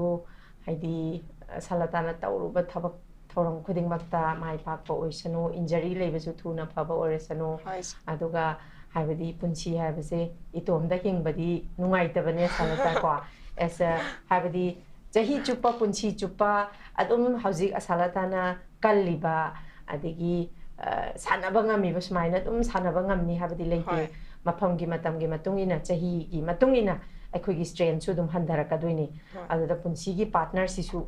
ꯇꯉꯥꯏ ꯐꯗꯕꯅꯤ ꯌꯥꯝꯅ ꯀꯜꯂꯤꯉꯩꯗꯗꯤ ꯄꯥꯔꯠꯅꯔꯁꯦ ꯀꯩꯁꯨꯕꯨ ꯊꯣꯏꯗꯣꯛꯇꯦꯕꯀꯣ ꯍꯌꯦꯡ ꯁꯥꯂꯇꯥꯅ ꯈꯤꯇꯪ ꯍꯥꯏꯗꯤ ꯑꯩꯅ ꯌꯨꯝ ꯌꯥꯝ ꯄꯥꯜꯍꯟꯅꯤꯡꯗꯅ ꯏꯟꯖꯟꯕꯒꯤꯗꯤ ꯅꯠꯇꯦꯀꯣ ꯆꯤꯆꯦ ꯍꯣꯏꯅ ꯊꯦꯡꯅꯔꯛꯄ ꯑꯦꯛꯁꯄꯤꯔꯤꯌꯦꯟꯁꯇꯨꯅꯦ ꯑꯗꯨꯅ ꯍꯥꯏꯗꯤ ꯉꯁꯥꯏ ꯌꯥꯝ ꯇꯉꯥꯏ ꯐꯗꯅ ꯁꯥꯂꯇꯥꯒꯤ ꯑꯟꯗꯔꯁꯇꯦꯟ ꯇꯧꯕꯤꯕ ꯍꯥꯏꯗꯤ ꯅꯪꯅ ꯄꯥꯝꯖꯔꯤꯕ ꯂꯝꯕꯤꯁꯤꯗ ꯌꯦꯈꯥꯏ ꯊꯤꯡꯒꯥꯏꯔꯛꯑꯣꯏꯗꯕ ꯁꯞꯄꯣꯔꯠ ꯇꯧꯕꯤꯕ ꯑꯗꯨꯒꯨꯝꯕ ꯃꯤꯁꯛ ꯑꯃ ꯑꯊꯨꯕ ꯃꯇꯝꯗ ꯁꯥꯂꯇꯥꯒꯤꯁꯨ ꯊꯦꯡꯅꯗꯅꯀꯣ ꯍꯥꯏꯗꯤ ꯇꯨꯡꯒꯤ ꯍꯥꯏꯗꯤ ꯏꯆꯥ ꯏꯁꯨ ꯂꯩꯕꯁꯤꯁꯨ ꯑꯗꯨꯝ ꯅꯨꯡꯉꯥꯏꯕꯅꯤ ꯄꯨꯟꯁꯤꯒꯤ ꯑꯋꯥ ꯅꯨꯡꯉꯥꯏ ꯀꯣ ꯑꯗꯨꯝ ꯄꯣꯊꯥꯕꯅꯤ ꯑꯗꯨꯅ ꯂꯣꯏꯁꯤꯜꯂꯛꯄꯗ ꯁꯥꯂꯇꯥꯗ ꯍꯥꯏꯗꯤ ꯉꯁꯥꯏꯁꯨ ꯍꯥꯏꯕꯤꯈ꯭ꯔꯦ ꯍꯦꯟꯅ ꯑꯉꯥꯡꯁꯤꯡꯁꯤꯗ ꯃꯥꯏ ꯍꯥꯏꯗꯤ ꯃꯥꯅ ꯄꯥꯝꯃꯤꯕ ꯂꯝꯕꯤꯁꯤꯡꯁꯤꯗ ꯌꯧꯅꯕ ꯍꯣꯠꯅꯕꯗ ꯍꯥꯏꯗꯤ ꯁꯦꯜꯐ ꯗꯦꯗꯤꯀꯦꯁꯟ ꯗꯤꯇꯔꯃꯤꯅꯦꯁꯟ ꯁꯤꯒꯤ ꯃꯇꯥꯡꯁꯤꯗꯀꯣ ꯑꯦꯁ ꯍꯥꯏꯗꯤ ꯉꯁꯥꯏ ꯁꯥꯂꯇꯥꯅ ꯐꯪꯉꯤꯕ ꯑꯦꯆꯤꯞꯃꯦꯟꯗꯣ ꯑꯗꯨꯛꯀꯤ ꯃꯇꯤꯛ ꯌꯥꯝꯈ꯭ꯔꯦꯕ ꯑꯗꯣ ꯁꯤꯒꯤ ꯃꯇꯥꯡꯗ ꯑꯉꯥꯡꯁꯤꯡꯁꯦ ꯃꯥꯅ ꯄꯥꯝꯃꯤꯕ ꯂꯝꯕꯤꯁꯦ ꯌꯧꯅꯕ ꯃꯣꯇꯤꯚꯦꯠ ꯇꯧꯕ ꯌꯥꯕ ꯋꯥꯍꯩ ꯑꯃꯅꯤꯗꯪ ꯑꯣꯏꯁꯨ ꯊꯝꯕꯤꯔꯝꯃꯣ ꯁꯥꯂꯇꯥ ꯂꯣꯏꯁꯤꯜꯂꯛꯄꯗ ꯍꯣꯏ ꯑꯩꯅ ꯍꯥꯏꯖꯒꯗꯕ ꯍꯥꯏꯔꯒꯗꯤ ꯃꯇꯝꯁꯦ ꯃꯥꯡꯍꯟꯕꯤꯗꯕ ꯃꯇꯝꯒꯤ ꯚꯦꯂꯨꯁꯦ ꯌꯥꯝ ꯈꯪꯅ ꯆꯠꯄꯤꯕꯁꯦ ꯌꯥꯝꯅ ꯏꯝꯄꯣꯔꯇꯦꯟ ꯑꯣꯏ ꯍꯥꯏꯕꯗꯤ ꯃꯤꯅꯁꯨ ꯑꯗꯨꯝ ꯃꯌꯥꯝ ꯑꯈꯪ ꯑꯍꯩ ꯃꯌꯥꯝꯅꯁꯨ ꯍꯥꯏꯔꯦ ꯍꯧꯈꯤꯕꯁꯦ ꯍꯜꯂꯛꯎ ꯌꯥꯔꯣꯏꯅ ꯑꯗꯣ ꯍꯧꯖꯤꯛꯀꯥꯟꯒꯤ ꯑꯩ ꯁꯤ ꯖꯦꯅꯦꯔꯦꯁꯟ ꯂꯥꯛꯏꯕ ꯖꯦꯅꯦꯔꯦꯁꯟꯁꯦ ꯌꯥꯝ ꯇꯞ ꯑꯣꯏꯔꯒꯅꯦ ꯑꯃꯨꯛ ꯍꯦꯟꯅꯁꯨ ꯑꯣꯏꯔꯅꯤ ꯍꯧꯖꯤꯛ ꯑꯩꯈꯣꯏꯁꯨ ꯑꯣꯏ ꯑꯗꯣ ꯑꯩꯈꯣꯏꯁꯤꯗꯒꯤ ꯍꯦꯟꯅ ꯃꯣꯏꯅ ꯇꯞ ꯑꯣꯏꯗꯣꯏꯅꯦ ꯑꯗꯨꯅ ꯐ꯭ꯌꯨꯆꯔꯗ ꯌꯥꯝ ꯐꯣꯀꯁ ꯇꯧꯍꯟꯅꯤꯡꯉꯦ ꯑꯗꯒꯤ ꯏꯁꯥꯒꯤ ꯑꯦꯝ ꯑꯃ ꯂꯩꯔꯒ ꯊꯕꯛ ꯇꯧꯍꯟꯅꯤꯡꯉꯦ ꯍꯥꯏꯕꯗꯤ ꯁꯝꯅ ꯍꯥꯏꯔꯕꯗ ꯑꯩ ꯉꯥꯏꯍꯥꯛꯇꯪꯒꯤ ꯅꯨꯡꯉꯥꯏꯕꯒꯤ ꯅꯠꯇ꯭ꯔꯒ ꯏꯃꯥꯟꯅꯕꯤꯁꯤꯒꯤ ꯅꯨꯡꯉꯥꯏꯕꯒꯤ ꯑꯗꯒꯤ ꯑꯩ ꯃꯤ ꯄꯨꯟꯕ ꯅꯨꯡꯉꯥꯏꯕꯒꯤꯗꯃꯛꯇ ꯁꯥꯟꯅꯕ ꯌꯥꯎꯕ ꯅꯠꯇ꯭ꯔꯒ ꯀꯩꯒꯨꯝꯕ ꯑꯃ ꯇꯝꯕ ꯁꯨꯝꯕ ꯇꯧꯗꯕꯤꯗ ꯑꯩꯗꯤ ꯑꯩꯒꯤ ꯁꯤꯁꯦ ꯑꯩꯅ ꯆꯨꯁ ꯇꯧꯔꯕꯅꯤꯅ ꯑꯩ ꯁꯤꯃꯗꯤ ꯑꯣꯏꯗꯕ ꯌꯥꯗꯦ ꯃꯤ ꯑꯣꯏꯗꯕ ꯌꯥꯗꯦ ꯍꯥꯏꯗꯅ ꯑꯩꯒꯤ ꯑꯔꯩꯕ ꯊꯥꯛꯇ ꯍꯣꯠꯅꯔꯒ ꯆꯪꯕꯤꯕ ꯑꯗꯨꯒ ꯌꯥꯔꯤꯉꯩ ꯗꯤꯁꯤꯄ꯭ꯂꯤꯟ ꯅꯥꯏꯅ ꯆꯠꯄꯤꯕ ꯃꯇꯝ ꯈꯨꯗꯤꯡꯃꯛꯇ ꯑꯗꯨꯒ ꯈ꯭ꯋꯥꯏꯗꯒꯤ ꯏꯝꯄꯣꯔꯇꯦꯟꯁꯦ ꯀꯩ ꯍꯥꯏꯅꯤ ꯁꯛꯁꯦꯁ ꯑꯣꯏꯗ꯭ꯔꯤꯉꯩ ꯃꯇꯝꯁꯦ ꯁꯤ ꯃꯇꯝꯗꯗꯤ ꯑꯩꯈꯣꯏꯁꯦ ꯍꯣꯠꯅꯒꯦ ꯁꯤ ꯁꯨꯃꯥꯏꯅ ꯇꯧꯔꯒ ꯁꯤ ꯍꯣꯠꯅꯒꯅꯤ ꯁꯤ ꯍꯣꯠꯅꯒꯅꯤ ꯍꯥꯏꯕꯁꯦ ꯑꯗꯨꯝ ꯈꯪꯒꯅꯦꯕ ꯑꯗꯨꯝ ꯍꯣꯠꯅꯒꯅꯦꯕ ꯑꯗꯨꯒ ꯁꯛꯁꯦꯁ ꯑꯣꯏꯔꯕ ꯃꯇꯨꯡꯁꯤꯗꯗꯤ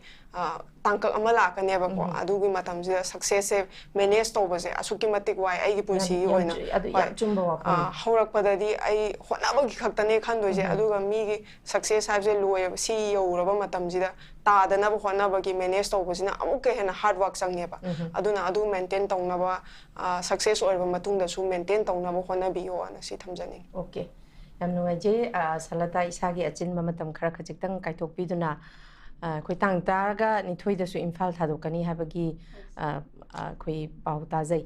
ꯃꯗꯨꯃꯛꯁꯨ ꯑꯗꯨꯃꯛ ꯍꯥꯏꯗꯤ ꯇꯦꯛꯇ ꯀꯥꯏꯗꯅ ꯆꯠꯄ ꯑꯣꯏꯕꯤꯌꯨ ꯏꯁꯥꯒꯤ ꯑꯁꯣꯛꯄꯁꯨ ꯊꯨꯅ ꯔꯤꯀꯚꯔ ꯇꯧꯔꯀꯥꯟꯗ ꯁꯥꯟꯅꯕ ꯄꯥꯝꯂꯤꯕ ꯏꯁꯥꯒꯤ ꯌꯧꯅꯤꯡꯉꯤꯕ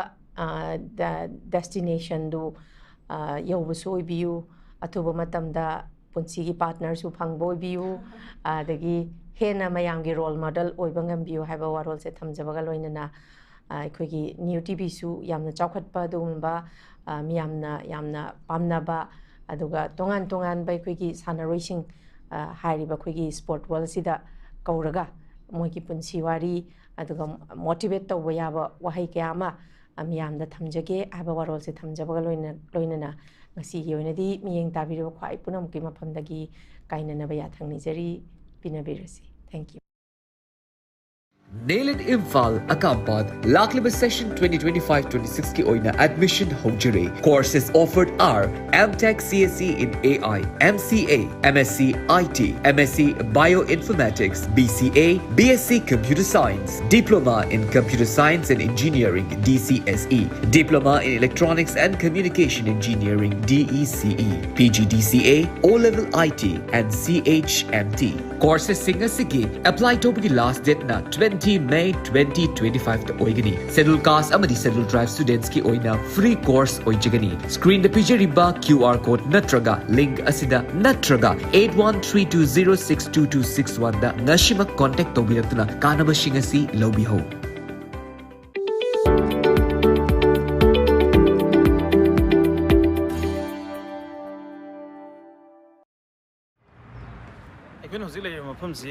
Uzbekistan ki Fergana city dani high city sida leiba government ki medical college amani Fergana Institute of Public Health high college ki magi main campus ni sina taba tongan ba campus mayam amasu leidi haba dare magi hospitals mayam ama lei ado magi sigi main campus se mayam mijing kaminazi masi government college ni more than 1000 student office de like tami ado manipur ki oina batch ani haba dare ahan ba batch ani like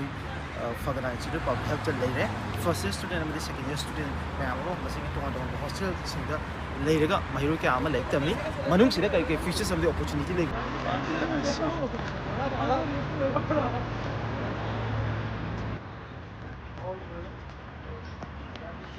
this is Niamacher and this is Richard. So they're part of the faculty team here teaching in Fergana Institute of Public Health. We are providing good infrastructure and good teaching faculty for our students. We have almost 11-12 Indian teachers are here teaching our students, and we are maximum try to give them the best facilities to become a good doctors. Okay, you can come to Fergana, you can study here to become good doctors.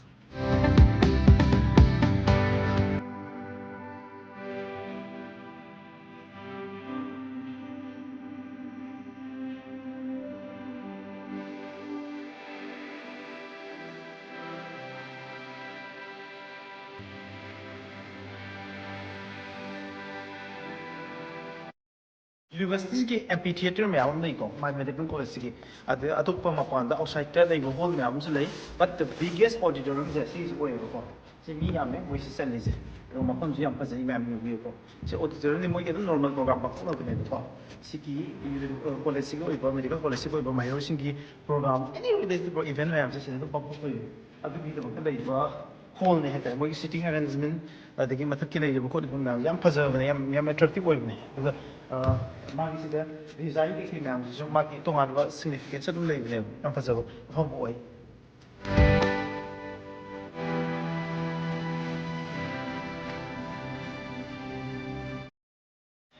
सी की हज़ी मुझे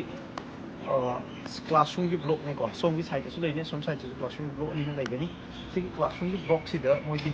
higher students में है यहाँ पे class 5th year की 4th year की students में है सिदा मैं class में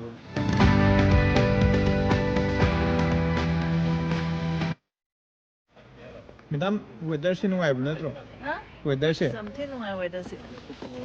Nungai.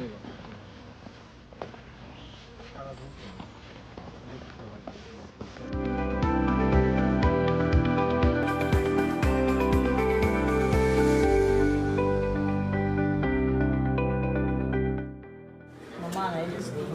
tare makai de nipa makai buka chakura kanda thara kulan like se pai bu ba bi. With the young minds ne. Jadi try pana hai basi.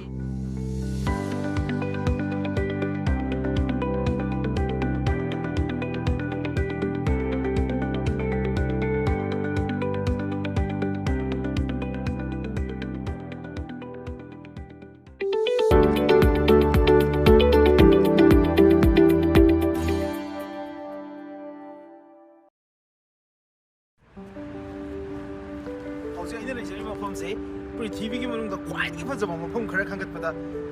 World की iconic अमदी historical traveller मो इखिबा इवने बतुटाना माकी travels of Ibn बतुटादा the magnificent city of the world हायरंबा समकन हाबे सिटी दनी ꯍꯧꯖꯤꯛꯁꯤ ꯌꯥꯝ ꯏꯪꯉꯤ -2°C ꯅꯤ ꯍꯧꯖꯤꯛ ꯑꯩꯈꯣꯏ ꯂꯩꯔꯤꯕꯁꯦ ꯑꯗꯨꯒ ꯃꯐꯝꯁꯤꯅ ꯌꯥꯝꯅ ꯑꯃꯨꯛꯀ ꯍꯦꯟꯅ ꯍꯤꯁꯇꯣꯔꯤꯛ ꯑꯣꯏꯕ ꯌꯥꯝ ꯁꯤꯒꯅꯤꯐꯤꯀꯦꯟ ꯑꯣꯏꯗꯣꯏꯁꯤꯅ ꯀꯩꯅꯣ ꯍꯥꯏꯀꯥꯟꯗ ꯁꯦꯟꯇ꯭ꯔꯦꯜ ꯑꯦꯁꯤꯌꯥꯒꯤ ꯈ꯭ꯋꯥꯏꯗꯒꯤ ꯏꯍꯥꯟ ꯍꯥꯟꯅ ꯂꯤꯡꯈꯠꯈꯤꯕ ꯃꯦꯗꯤꯀꯦꯜ ꯌꯨꯅꯤꯚꯔꯁꯤꯇꯤ ꯑꯗꯨꯒꯤ ꯃꯃꯥꯡꯃꯛꯇꯗ ꯑꯩꯈꯣꯏ ꯂꯦꯞꯖꯔꯤꯕꯁꯦ ꯃꯌꯥꯝ interview Samarkand state medical university ꯐꯥꯔꯁ ꯐ꯭ꯂꯣꯔ ꯃꯃꯥꯡꯗ ꯁꯥꯈꯤꯕ ꯌꯨꯅꯤꯚꯔꯁꯤꯇꯤ ꯑꯃꯈꯛꯅꯤ ꯍꯥꯏꯔꯤꯕ ꯌꯨꯅꯤꯚꯔꯁꯤꯇꯤꯁꯤꯗ ꯃꯌꯥꯝ ꯎꯕꯤꯔꯤꯕ ꯐꯤꯆꯔꯁ ꯁꯤꯗ ꯃꯥꯡꯗ ꯎꯔꯤꯕꯁꯦ ꯍꯥꯏꯔꯤꯕ ꯃꯐꯝꯁꯤꯗ ꯁꯃꯔꯀꯟ ꯍꯥꯏꯕꯁꯤ ꯑꯗꯨꯛꯀꯤ ꯃꯇꯤꯛ ꯐꯖꯕ ꯃꯥꯒꯤ ꯐꯤꯆꯔꯁ ꯂꯦꯟꯁꯀꯦꯞ ꯑꯗꯨꯒ ꯍꯥꯏꯔꯤꯕ ꯃꯐꯝꯁꯤꯒꯤ ꯑꯣꯏꯕ ꯃꯥ ꯌꯥꯝ ꯐꯖꯕꯒꯤ ꯑꯗꯨꯒ ꯌꯥꯝ ꯐꯥꯎꯕꯒꯤ ꯄꯣꯄꯨꯂꯔ ꯑꯣꯏꯕꯒꯤ ꯌꯥꯝ ꯔꯤꯖꯟ ꯈꯔ ꯂꯩ ꯑꯍꯥꯟꯕꯗ ꯋꯥꯔꯜꯒꯤ ꯈ꯭ꯋꯥꯏꯗꯒꯤ ꯃꯃꯤꯡ ꯆꯠꯄ ꯀꯜꯀꯔꯔꯁꯤꯡꯒꯤ ꯃꯅꯨꯡꯗ ꯑꯃ ꯑꯣꯏꯔꯤꯕ ꯑꯃꯤꯔ ꯇꯥꯏꯃꯨꯔꯒꯤ ꯀꯦꯄꯤꯇꯦꯜꯁꯦ ꯁꯃꯔꯀꯟꯁꯤꯗ ꯑꯣꯏꯈꯤ ꯃꯁꯤꯒꯤ ꯃꯊꯛꯇ ꯃꯐꯝꯁꯤꯗ ꯌꯥꯝꯅ ꯃꯦꯒꯅꯤꯐꯤꯁꯦꯟ ꯑꯣꯏꯕ ꯑꯥꯏꯀꯅꯤꯛ ꯃꯣꯅꯨꯃꯦꯟ ꯃꯌꯥꯝ ꯑꯃꯈꯛ 14th ꯁꯦꯟꯆꯨꯔꯤꯒꯤ ꯃꯇꯝꯗ ꯁꯦꯝꯒꯠꯂꯛꯄ ꯃꯣꯅꯨꯃꯦꯟ ꯃꯌꯥꯝ ꯑꯃꯈꯛ ꯑꯁꯤꯁꯨ ꯂꯦꯡꯗꯅ ꯁ꯭ꯇꯦꯟ ꯇꯧꯔꯒ ꯂꯩꯔꯤ ꯍꯥꯏꯔꯤꯕ ꯃꯣꯅꯨꯃꯦꯟꯁꯤꯡꯁꯤꯒꯤ ꯃꯅꯨꯡꯗ ꯔꯦꯒꯤꯁꯇꯥꯟ ꯍꯥꯏꯕꯁꯤ ꯄꯟꯕ ꯌꯥꯏ ꯔꯦꯒꯤꯁꯇꯥꯟꯁꯤ ꯒꯤ ꯃꯣꯗꯦꯜ ꯂꯧꯔꯒꯅꯤ ꯍꯥꯏꯔꯤꯕ ꯌꯨꯅꯤꯚꯔꯁꯤꯇꯤꯁꯤꯅ ꯈꯟꯅꯩꯕꯁꯦ ꯔꯦꯒꯤꯁꯇꯥꯟꯁꯤ ꯊꯤꯑꯣꯂꯣꯖꯤꯒꯤ ꯌꯨꯅꯤꯚꯔꯁꯤꯇꯤ ꯑꯃ ꯑꯗꯒꯤ ꯗꯦꯟ ꯏꯁꯂꯥꯃꯤꯛ ꯊꯤꯑꯣꯂꯣꯖꯤꯒꯤ ꯌꯨꯅꯤꯚꯔꯁꯤꯇꯤ ꯑꯃ ꯗꯦꯟ ꯐꯤꯂꯣꯁꯣꯐꯤꯒꯤ ꯌꯨꯅꯤꯚꯔꯁꯤꯇꯤ ꯑꯃ ꯑꯃꯁꯨꯡ ꯃꯣꯗꯔꯟ ꯁꯥꯏꯟꯁꯀꯤ ꯌꯨꯅꯤꯚꯔꯁꯤꯇꯤ ꯑꯃ ꯑꯍꯨꯝꯃꯛꯁꯦ ꯃꯃꯥꯏ ꯑꯍꯨꯝꯁꯤꯗ ꯂꯩꯔꯤꯕ ꯁꯨꯃꯥꯏꯅ ꯂꯩꯌꯦꯕꯀꯣ ꯑꯗꯨꯒꯤ ꯃꯑꯣꯡ ꯂꯧꯔꯒ ꯃꯐꯝꯁꯤꯗ ꯂꯤꯡꯈꯠꯄꯅꯦꯕ ꯁꯤꯒꯤ ꯌꯨꯅꯤꯚꯔꯁꯤꯇꯤꯒꯤ ꯀꯦꯝꯄꯁꯁꯤꯁꯨ ꯑꯗꯨꯒ ꯍꯥꯏꯔꯤꯕ ꯃꯐꯝꯁꯤ ꯑꯗꯨꯛꯀꯤ ꯃꯇꯤꯛ ꯐꯖꯕ ꯍꯥꯏꯇꯥꯔꯦ ꯃꯁꯤꯗ ꯃꯈꯥ ꯀꯌꯥꯒꯤ ꯂꯩ ꯃꯌꯥꯝ ꯑꯃ ꯁꯥꯠꯂꯦ ꯑꯗꯨꯒ ꯁꯤꯇꯤ ꯏꯠꯁꯦꯜꯐꯁꯦ ꯑꯗꯣꯝꯅ ꯂꯥꯛꯄꯤꯔꯒꯗꯤ ꯑꯗꯣꯝꯅ ꯎꯒꯗꯣꯏꯁꯦ ꯒꯥꯔꯗꯦꯟ ꯑꯃꯗ ꯎꯅꯦꯕ ꯕꯠ ꯍꯧꯖꯤꯛꯁꯤꯗꯤ ꯋꯤꯟꯇꯔ ꯁꯤꯖꯟꯅꯤ ꯑꯗꯨꯒ ꯃꯥꯏꯅꯁ ꯉꯥꯛꯇ ꯆꯠꯄ ꯍꯧꯖꯤꯛꯁꯦ ꯗꯤꯒ꯭ꯔꯤꯁꯦ ꯑꯗꯨꯅ ꯍꯧꯖꯤꯛꯇꯤ ꯂꯩ ꯌꯥꯝꯅ ꯁꯥꯠꯇꯦ ꯈꯔꯗꯤ ꯁꯥꯠꯂꯤꯀꯣ ꯑꯗꯨ ꯍꯧꯖꯤꯛ ꯍꯥꯏꯔꯤꯕ ꯃꯐꯝꯁꯦ ꯃꯌꯥꯝ ꯑꯦꯛꯁꯄ꯭ꯂꯣꯔ ꯇꯧꯃꯤꯟꯅꯁꯤ ꯑꯗꯨꯒ ꯍꯧꯖꯤꯛ ꯂꯩꯔꯤꯕ ꯑꯩꯅ ꯍꯧꯖꯤꯛ ꯆꯠꯂꯤꯕ ꯌꯨꯅꯤꯚꯔꯁꯤꯇꯤꯁꯦ ꯁꯤꯒꯤ ꯌꯨꯅꯤꯚꯔꯁꯤꯇꯤꯁꯤ ꯑꯦꯁꯤꯌꯥꯒꯤ ꯃꯅꯨꯡꯗ ꯈ꯭ꯋꯥꯏꯗꯒꯤ ꯂꯩꯕ ꯌꯨꯅꯤꯚꯔꯁꯤꯇꯤ ꯑꯃ ꯑꯣꯏꯕꯗ ꯅꯠꯇꯅ ꯈ꯭ꯋꯥꯏꯗꯒꯤ ꯐꯕ ꯌꯨꯅꯤꯚꯔꯁꯤꯇꯤꯁꯤꯡꯒꯤ ꯃꯅꯨꯡꯗ ꯑꯃꯁꯨ ꯑꯣꯏꯀꯣ ꯇꯣꯞ ꯌꯨꯅꯤꯚꯔꯁꯤꯇꯤ ꯑꯃꯅꯤ ꯍꯥꯏꯔꯤꯕ ꯌꯨꯅꯤꯚꯔꯁꯤꯇꯤꯁꯤꯗ ꯅꯣꯠ ꯖꯁ ꯑꯩꯈꯣꯏꯒꯤ ꯎꯖꯕꯦꯀꯤꯁꯇꯥꯟꯒꯤ ꯗꯣꯛꯇꯔ ꯁ꯭ꯇꯨꯗꯦꯟ ꯈꯛꯇ ꯅꯠꯇꯅ ꯃꯥꯂꯦꯝꯒꯤ ꯇꯣꯉꯥꯟ ꯇꯣꯉꯥꯟꯕ ꯀꯟꯇ꯭ꯔꯤꯁꯤꯡꯗꯒꯤ ꯃꯐꯝꯁꯤꯗ ꯃꯦꯗꯤꯀꯦꯜ ꯇꯝꯕ ꯂꯥꯛꯏ PG ꯀꯣꯔꯁꯦꯁꯁꯤꯡ ꯑꯃꯗꯤ MBBS ꯀꯣꯔꯁꯦꯁꯁꯤꯡꯒꯤꯗꯃꯛꯇ ꯂꯥꯛꯏ ꯃꯥꯡ ꯍꯧꯖꯤꯛ ꯃꯌꯥꯝ ꯐꯣꯔꯦꯅꯔ ꯁ꯭ꯇꯨꯗꯦꯟꯠꯁ ꯃꯌꯥꯝ ꯑꯃꯅꯤ ꯄꯥꯀꯤꯁꯇꯥꯟ ꯏꯟꯗꯤꯌꯥ ꯇꯔꯀꯤ ꯏꯔꯥꯟ ꯇꯣꯉꯥꯟ ꯇꯣꯉꯥꯟꯕ ꯀꯟꯇ꯭ꯔꯤ ꯃꯌꯥꯝ ꯑꯃꯗꯒꯤ ꯃꯐꯝꯁꯤꯗ ꯃꯦꯗꯤꯀꯦꯜ ꯇꯝꯕ ꯂꯥꯛꯏꯀꯣ ꯑꯗꯨꯗ ꯅꯠꯇꯅ ꯏꯟꯗꯤꯌꯥꯒꯤ ꯃꯅꯨꯡꯗꯒꯤ ꯑꯩꯈꯣꯏ ꯅꯣꯔꯠ ꯏꯁꯇꯒꯤ ꯃꯍꯩꯔꯣꯏ ꯃꯌꯥꯝ ꯑꯃꯁꯨ ꯃꯐꯝꯁꯤꯗ ꯃꯦꯗꯤꯀꯦꯜ ꯇꯝꯃꯤ ꯏꯚꯟ ꯃꯅꯤꯄꯨꯔꯗꯒꯤꯁꯨ ꯃꯍꯩꯔꯣꯏ ꯀꯌꯥ ꯑꯃ ꯃꯐꯝꯁꯤꯗ ꯃꯦꯗꯤꯀꯦꯜ ꯇꯝꯃꯤ ꯑꯗꯨꯅ ꯃꯐꯝꯁꯦ ꯑꯗꯨꯛꯀꯤ ꯅꯨꯡꯉꯥꯏꯕ ꯌꯥꯝ ꯐꯖꯕ ꯃꯐꯝ ꯑꯗꯨꯒ ꯌꯥꯝ ꯍꯤꯁꯇꯣꯔꯤꯛ ꯑꯣꯏꯕ ꯑꯗꯨꯒꯨꯝꯕ ꯃꯐꯝ ꯑꯃ ꯑꯣꯏ ꯃꯐꯝꯁꯤꯗ ꯂꯥꯏꯔꯤꯛ ꯇꯝꯕꯒꯤ ꯇꯣꯉꯥꯟ ꯇꯣꯉꯥꯟꯕ ꯅꯨꯡꯉꯥꯏꯕ ꯃꯍꯥꯎ ꯃꯌꯥꯝ ꯑꯃ ꯂꯩꯒꯅꯤ ꯃꯌꯥꯝ ꯑꯦꯛꯁꯄ꯭ꯂꯣꯔ ꯇꯧꯃꯤꯟꯅꯁꯤ ꯃꯁꯤꯗ ꯅꯠꯇꯕ ꯌꯨꯅꯤꯚꯔꯁꯤꯇꯤꯁꯤꯒꯤ ꯃꯅꯨꯡꯗ ꯐꯪꯕ ꯐꯦꯁꯤꯂꯤꯇꯤꯁ ꯃꯌꯥꯝ ꯃꯥꯒꯤ ꯍꯣꯁꯇꯦꯜꯒꯤ ꯐꯤꯆꯔꯁ ꯑꯗꯒꯤ ꯁꯤꯗ ꯂꯩꯕ ꯑꯣꯄꯣꯔꯆꯨꯅꯤꯇꯤꯁ ꯃꯌꯥꯝꯗꯣ ꯃꯌꯥꯝ ꯎꯠꯆꯔꯛꯀꯦ ꯃꯌꯥꯝ meeting ꯇꯥꯃꯤꯟꯅꯁꯤ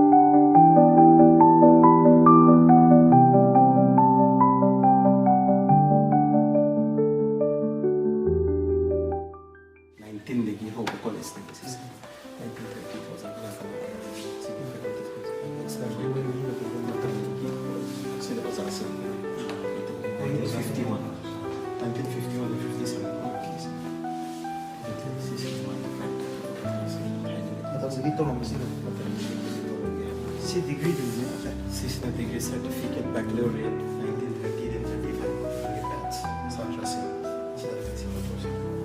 That is Tears Institute Academy. Samarkand Institute. She muy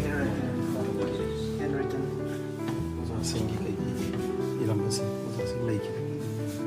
Dari iram.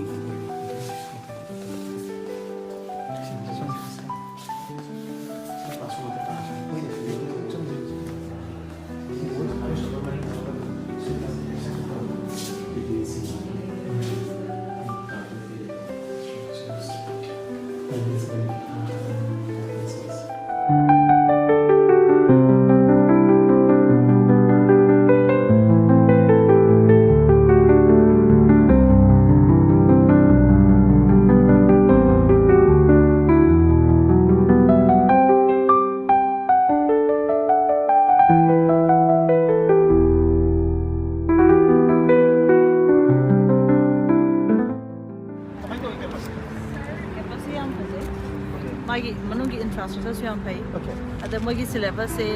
medical council of india ga su yam na sushin na makai tare ko community medicine jaga ra work toroga Net program. Where from? Basically from India. India was part of it. Uttar Pradesh. So, do you know Manipur? Oh, yes.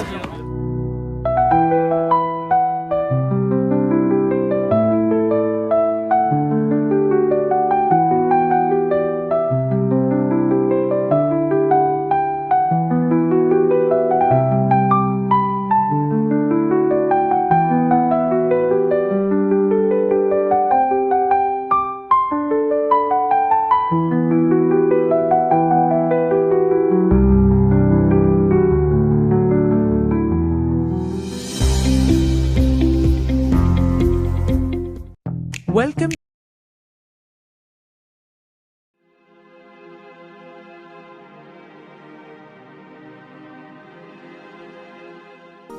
The Happiness Program is a program for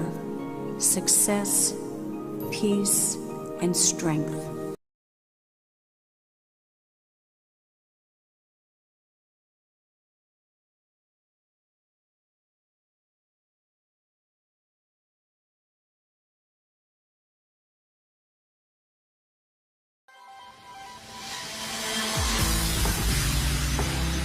If we attend to our breath, our whole system gets rejuvenated. Manipulating the breathing, you can change the emotions.